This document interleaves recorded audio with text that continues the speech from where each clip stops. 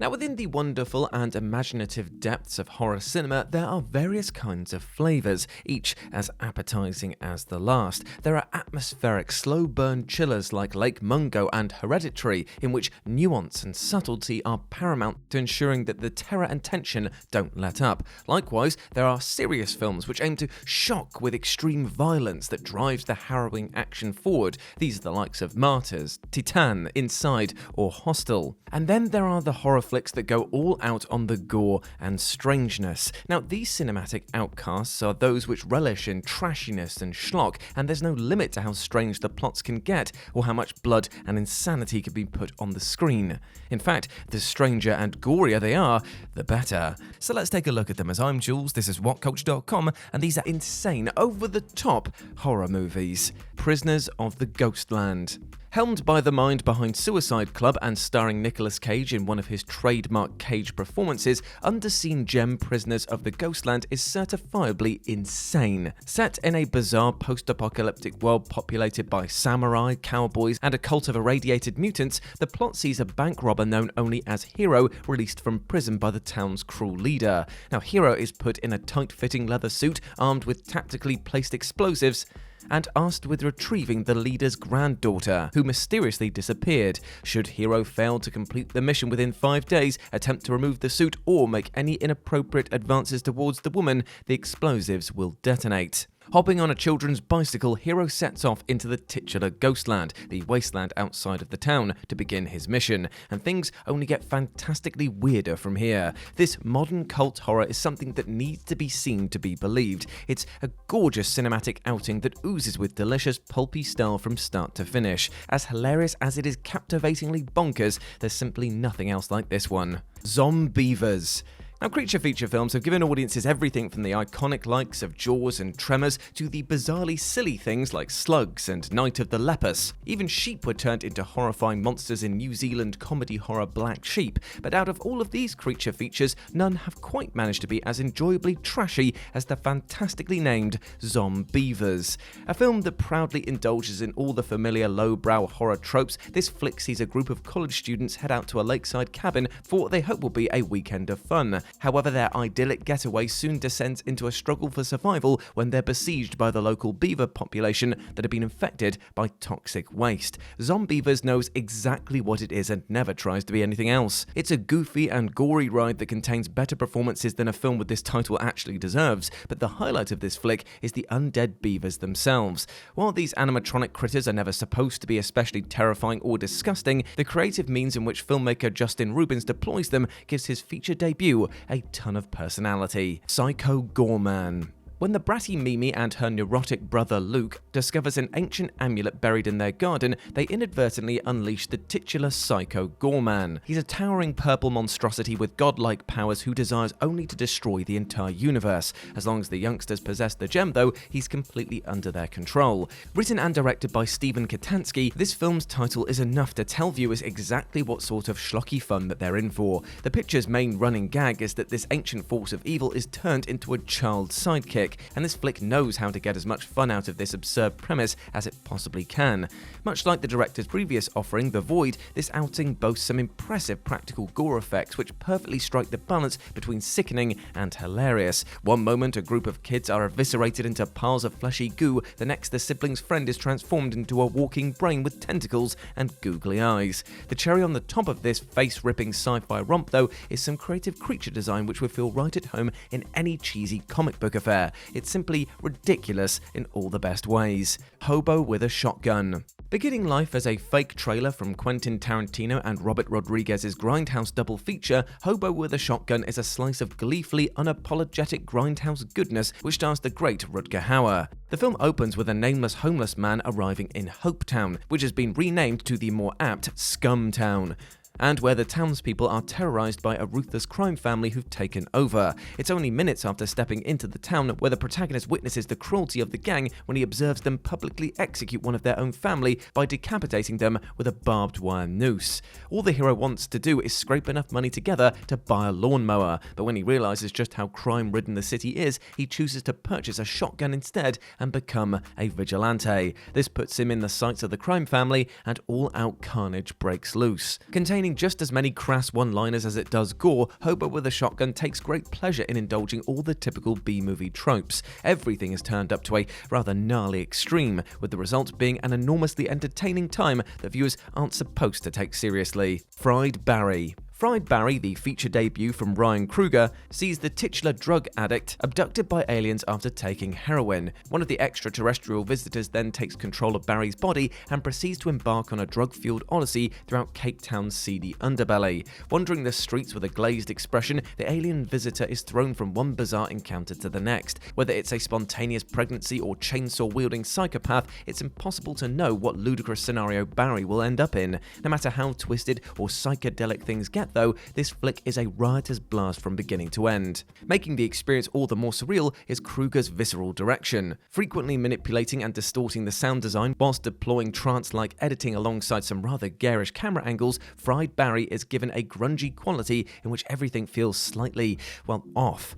And amongst this is a handful of sequences that are scattered throughout the entry that relish in sickening, gross-out horror, making for a result that is a mind-melting horror film that's as unique as it is out of this world. Braindead. Before he became a household name after directing the multiple Oscar-winning Lord of the Rings trilogy, Kiwi filmmaker Peter Jackson cut his teeth in the industry making grimy, low-budget exploitation flicks like Bad Taste, Meet the Phoebes, and Braindead. Also known as Dead Alive in the US, this outrageous gore fest sees Wellington become overrun by flesh-eating zombies when a rat monkey bites everyman protagonist Lionel's domineering mother whilst at the zoo. Her grotesque zombie transformation during a family lunch sets the tone for a deliriously stomach-churning outing which only escalates in absurdity from here. A zombie baby, a priest with a proficiency in kung fu, and a lawnmower massacre which uses a mammoth 300 litres of fake blood are just some examples of the madness on display in this flick. Jackson fully embraces the silliness of his picture as he indulges in the cartoonish sense of humour without missing a beat. As hilarious as Braindead is though, the real standout is its practical effects. As creatively executed and fiendishly grisly as they are, Braindead is a testament to Jackson's skills as a filmmaker. Considered to be one of the bloodiest films ever, this horror is definitely a wild ride. Mandy. Directed and co-written from the mind behind Beyond the Black Rainbow, Mandy is a phantasmagoric horror that drips in an insatiable pulpy atmosphere in every glorious frame. Set in 1983, the film sees alcoholic logger Red embark on a quest of revenge against a religious cult after they kidnap and kill his girlfriend, the titular Mandy of the film's title. While there's still plenty of gore to be savoured in this flick, with axes, decapitations and a gnarly chainsaw fight being just some of the highlights, the real star of the show are its visuals. Inspired by metal album and horror movie box art, Mandy is a kaleidoscopic whirlwind of vibrant neon, hallucinogenic imagery, and hypnotic film grain. This director's second feature is nothing short of being visually stunning. Every frame draws viewers deeper into its dreamlike landscape, which only further is enhanced by the intoxicating score by Johan Johansson. Throw in a bunch of psychedelic visuals, a demonic biker gang, and a noteworthy performance from Linus Roach as the cult's charismatic leader, and Mandy becomes a bold and euphoric cinematic experience that horror fans are guaranteed to adore. Evil Dead 2. Sam Raimi is a filmmaker known for his knack of blending zany slapstick with intense violence. After low-budget horror, The Evil Dead became one of the most notoriously violent pictures ever, earning itself an X certification and its place as a video nasty. The filmmaker would double down on his wickedly playful style for the sequel. Part remake, part sequel, Evil Dead 2 once again saw the charismatically charming Bruce Campbell star as hapless hero Ash, who finds himself fighting for survival against the sadistic Deadites after he's unable to escape the creepy cabin in the woods. What follows is some of the funniest and goriest sequences in horror cinema, with the insanity only ever increasing as Ash is driven to madness with each confrontation with the undead. Whether it's the headless corpse of his girlfriend clumsily wielding a chainsaw, Ash fighting against its own possessed hand, or the hero maniacally laughing alongside the furniture, Evil Dead 2 is one of the best times that moviegoers can have with a horror film. While Evil Dead Rise continued to deliver on the series' delightfully disgusting aesthetic, no other film in the franchise has matched the levels of sheer ridiculousness of the 1987 sequel. 1982's Basket Case. From genre-defying classics to the most outrageous B-movies, there was no shortage of horror gems to come from the 1980s. One of the most ridiculous outings from that era that doesn't get much attention, however, is Basket Case. Coming from the same filmmaker behind the equally insane Frankenhooker, this flick follows Dwayne, played by Kevin Van Hentenreck, a mild-mannered everyman who carries a large wicker basket wherever he goes. Inside that basket is his evil conjoined twin, Belial, who was left for dead after the pair were surgically separated when they were children. Fueled by anger, Belial makes it his mission to get revenge on the doctors who try to take him away from his brother. As with most shocky horrors, there's no shortage of gore and sleaze to be found in this film. One infamous scene was so controversial, in fact, that several members of the crew walked out of set during filming. Despite some atrocious special effects, especially when it came to the latex puppet that was Belial, Basket Case oozes with charm. There may be a lack of polish to everything, but there's a surprising amount of heart behind the script. Basket Case would only get more ridiculous with the sequels that followed. 1988's Killer Klowns from Outer Space. From Pennywise, Art the Clown, and those nightmarish mannequins from Hell House LLC, clowns have been terrifying moviegoers for decades. One of the more ludicrous additions to this circus of villains, however, came in the 80s cult classic Killer Klowns from Outer Space. A film as ridiculous as its title suggests, this plot sees a small town invaded by a group of alien clowns who terrorize and kidnap the townsfolk, taking them back to their spaceship that's shaped like a circus tent. With the clowns' creature design being as grotesque as they are comical, this flick is full of imaginative clown-based carnage, with shadow puppets, balloon animals, and candy floss being part of the villain's arsenal of weapons. Despite the wacky sense of humour, there's likewise a more gruesome side to the aliens' antics.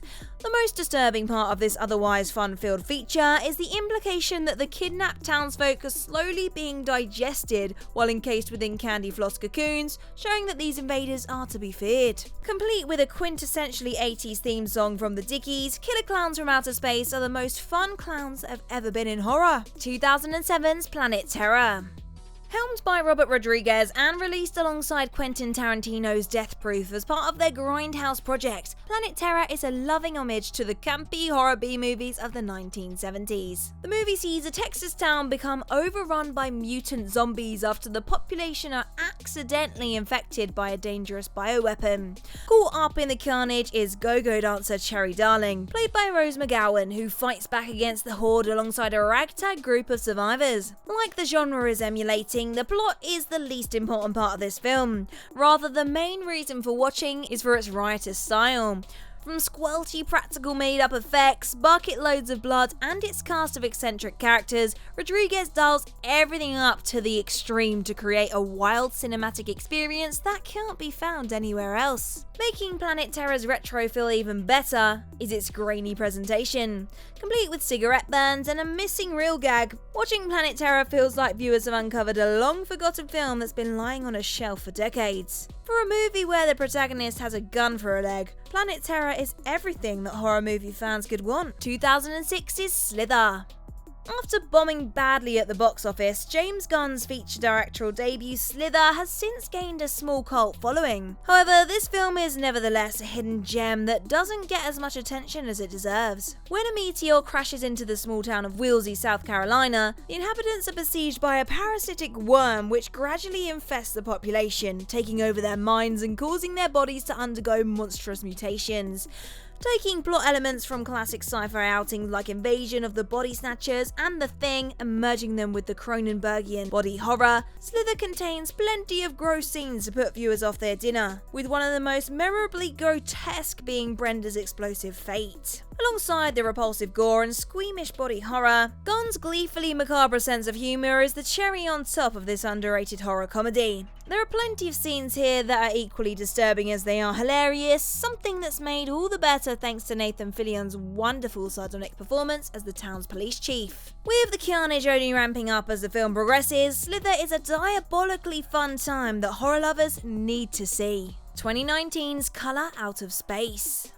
Directed and co-written by Richard Stanley, Color Out of Space follows the Gardner family as they descend into a neon-coloured Lovecraftian nightmare where the eponymous alien colour arrives via a meteor and begins to transform everything around them into twisted abominations. This film is phantasmagoric in every sense of the word. In addition to its eye-widening visuals and astonishing soundtrack, which comes courtesy of Hereditary composer Colin Stetson, Color Out of Space contains plenty of fantastic gore effects and creature design which ranges from the downright hilarious to the monstrously disturbing. Anyone who watches this flick won't be able to unsee the nightmarish fate of the mother and child. What elevates The Color Out of Space from being a great Lovecraft adaptation into an insane one though, is Nicolas Cage's outrageously unhinged performance. Although he begins by giving a relatively subdued portrayal of the Gardner family patriarch, the star gradually turns up the intensity as the madness grows, delivering some amazing Cage-esque lines in the process. It's only when the madness hits its fever pitch in the finale where the star unleashes everything he's got. Color Out of Space is all-out cosmic insanity on screen, and it's as brilliantly entertaining as it sounds. 2021's Malignant.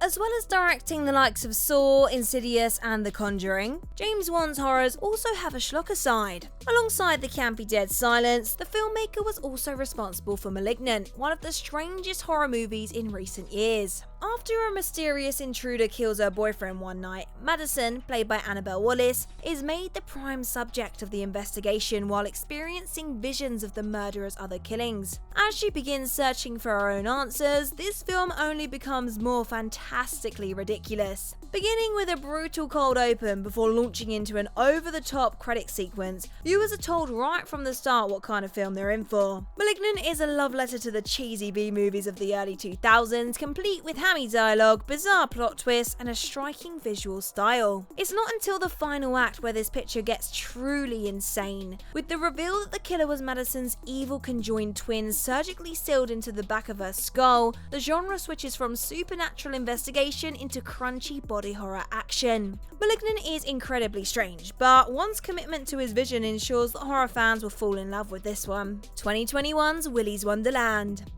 Another wonderfully over-the-top film to feature Nicolas Cage, Willy's Wonderland sees the iconic star play a drifter known only as the janitor. After his car breaks down outside of a small town, he's given the chance to have his repair bill paid in exchange for clearing out the run-down eponymous restaurant. However, there's a catch. Every night, the restaurant's sinister animatronics come to life and brutally kill anyone unfortunate enough to find themselves in their path. But even these killers weren't expecting to come up against Nicolas Cage. Without saying a single word throughout the entire film, Cage spends his time cleaning, playing pinball, and downing cans of soda in between fighting murderous animatronic animals.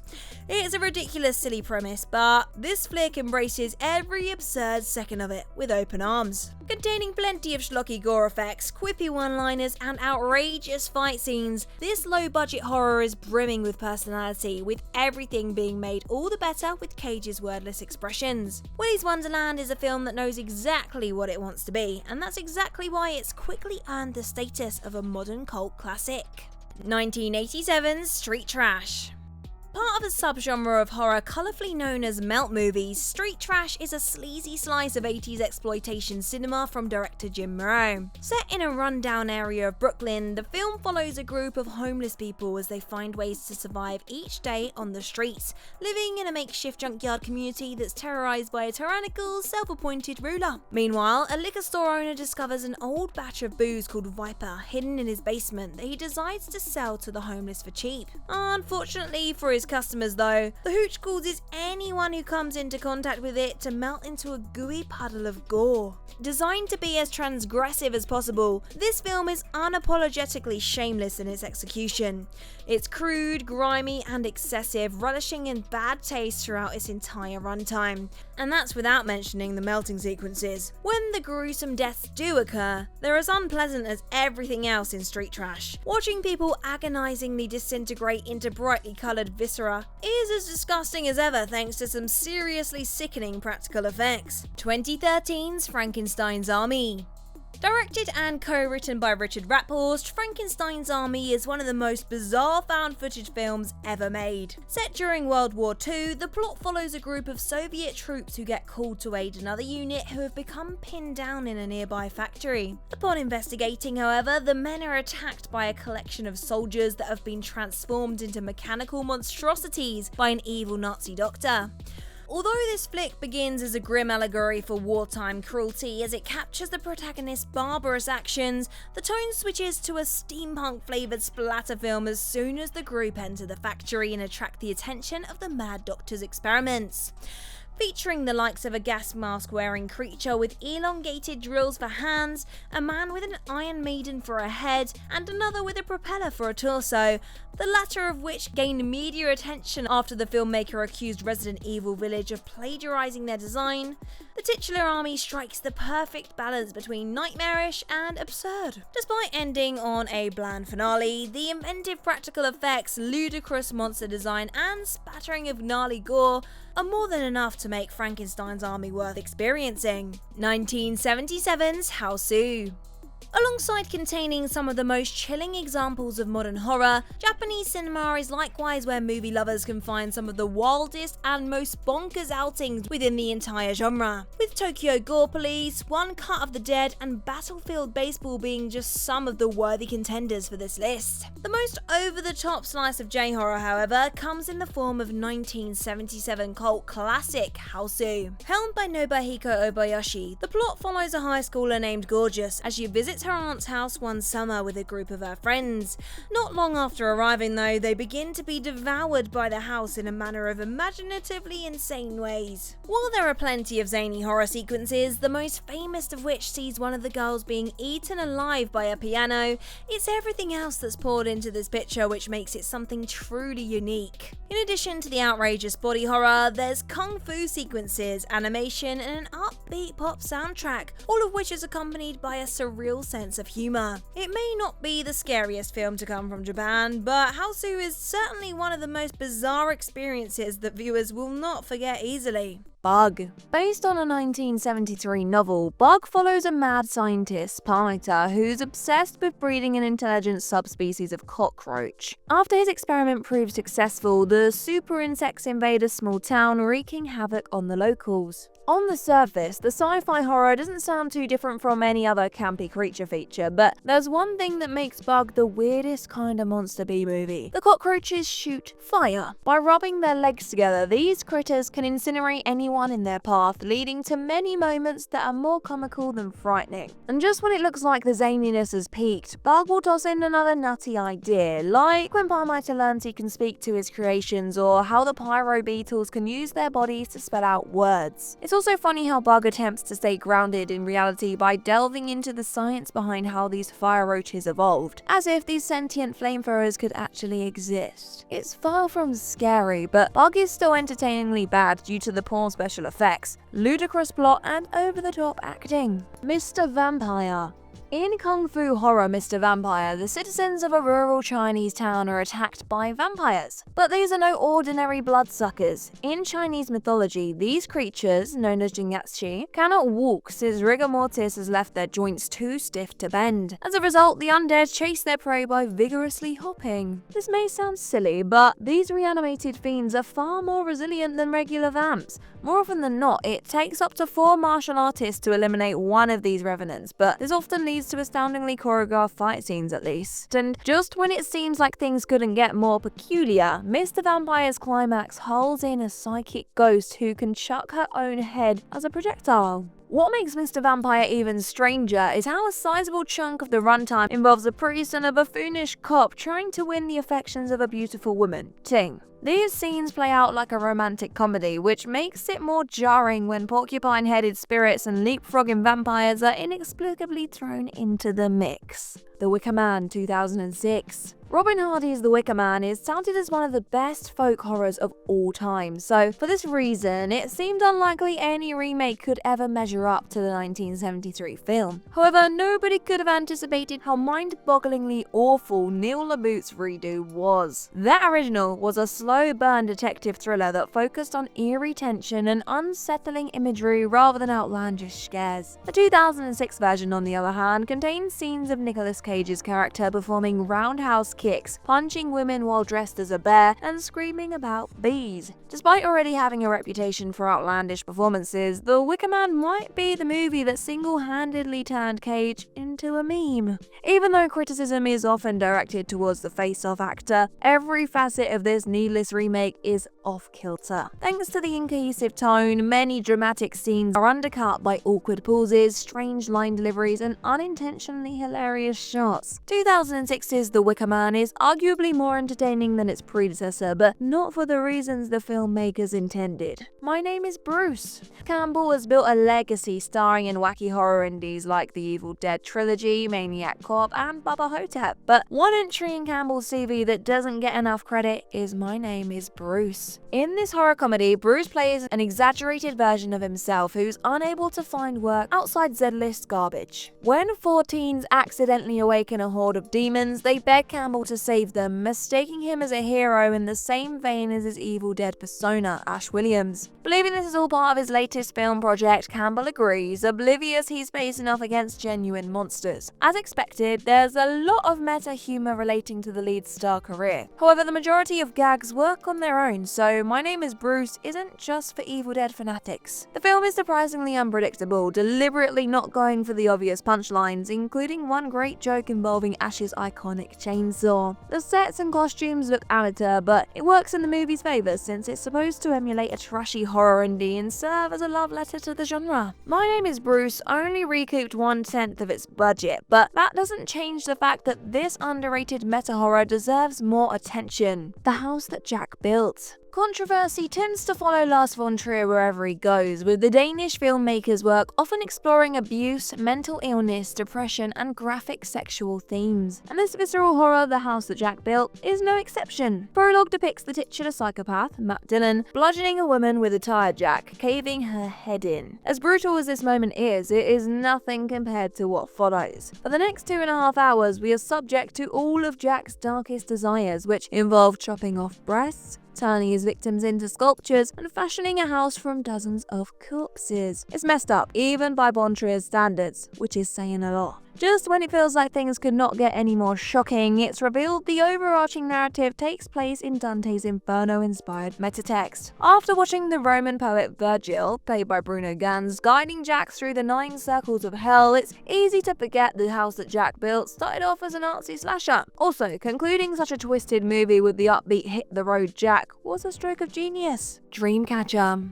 Simply put, Lawrence Kasdan's adaptation of Dreamcatcher is bewildering from beginning to end. And yet, the Stephen King adaptation seemed like it had potential. With its stacked cast and the fact it was helmed by the co-writer of, amongst other things, The Empire Strikes Back and The Return of the Jedi, Dreamcatcher looked like a classic in the making. Sadly, it's far too goofy to be taken seriously, even by King purists. Dreamcatcher centers around 4 psychic friends who unite to stop an alien invasion. Although its promising premise, the fantasy flick is bogged down by WTF subplots, first draft dialogue, and appalling special effects. After watching a butt alien latch onto a character's genitals, it's hard to believe this isn't a comedy, at least not deliberately. Anytime Dreamcatcher starts to feel like a genuine thriller, it'll throw in something ridiculous like Damian Lewis's laughable Cockney accent or Morgan Freeman's superglued eyebrows. Also, hearing Freeman's character casually referring to the extraterrestrials SH-1T weasels like that's their actual name never stops being funny. The craziness here never lets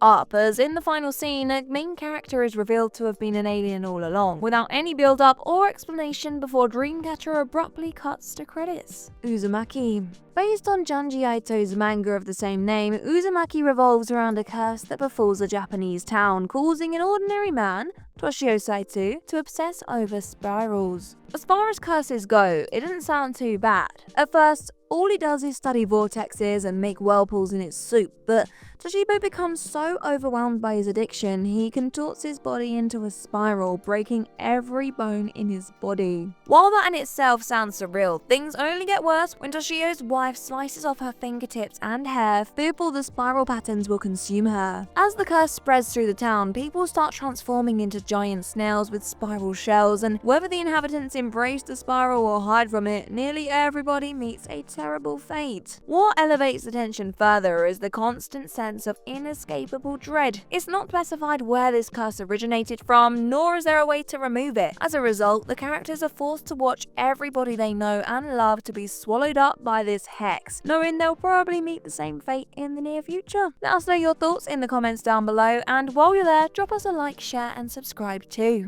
Naked Lunch. David Cronenberg's Naked Lunch contains a scene where exterminator William Lee, played by Peter Weller, accidentally shoots his wife, Joan, played by Judy Davis, is dead while reenacting the William Tell folk story. Just to make this situation more bizarre, the story's creator, William S. Burroughs, claims this is how he killed his second wife. As difficult as it is to believe, Joan's demise doesn't even rank in the top 10 strangest moments in Naked Lunch. Despite the fact the bonkers feature kicks off with a giant beetle hiring Lee as a secret agent, it does not prepare viewers for how otherworldly things are about to get. There's an air of incomprehensibility in every single scene, which is accentuated by the distorted performances, trippy dialogue, and warped angles. After Lee encounters a talking typewriter and a shape-shifting centipede, it is clear this cerebral drama is not something to be understood, but experienced. With body horror pioneer David Cronenberg helming the project, there's literally nobody who could have adapted this kaleidoscopic saga better. Sure, it may have bombed spectacularly at the box office, but that hasn't stopped Naked Lunch from earning a reputation as one of the most brain-melting flicks in the history of cinema. The Substance. In Coralie Fargeau's Be Careful What You Wish For satire, aging celebrity Elizabeth Sparkle, played by Demi Moore, is heartbroken about her declining career. Desperate to recapture her glory days, Elizabeth takes a black market drug known only as the Substance that creates a younger clone of herself called Sue, played by Margaret Qualley. Though Sue finds fame and fortune, chaos ensues when her pair misuse the experimental compound. What makes the horror elements so profoundly effective in this monkey paw tale is how gradually they're introduced. The first half focuses more on Elizabeth's growing anxiety, which is amplified by the heightened performances of the ensemble, especially Dennis Quaid. And though the body horror is introduced early on, the worst thing Elizabeth has to deal with for a while is an aged finger, before the Substance goes in places nobody could have prepared for. The sickening imagery has become so cartoonish, it makes Braindead seem tame by comparison. Just when it looks like the grisliness has reached its limit, something else happens that's guaranteed to spawn a legion of nightmares, and the third act alone feels like the final boss of body horror. The Substance is a lot more hard-hitting when things go to hell, since the story spent such a long time exploring Elizabeth's dilemma and insecurities. Mad God. After watching Mad God, it's easy to understand why it took nearly 30 years to bring to life. Phil Tippett's monstrous labour of love is often considered uncategorizable, but that's because stop-motion dystopian sci-fi dark fantasy is a bit of a mouthful. The experimental extravaganza opens with an assassin venturing into a fetid world consumed by sludgy machinery, tumour-covered monsters, and faceless drones. Every creature and object is enveloped with so much ugliness, this place feels like it was born from a malformed universe. As nightmarish as this prologue is, it only gets worse. Jewelry is surgically removed from the protagonist's body in an elaborate dissection scene, wispy humanoids are debased and defecated on by a deformed breasted creature, a televised mouth screams at his slaves in a baby babble, and to add to the incomprehensibility, this 83-minute fever dream does not contain a word of dialogue. Despite being rammed with grotesqueries, it's impossible to look away due to the amount of thought and effort Tippett's team put into every single frame. It may be gross, but Mad God is also a thing of unparalleled beauty, but it's mostly gross.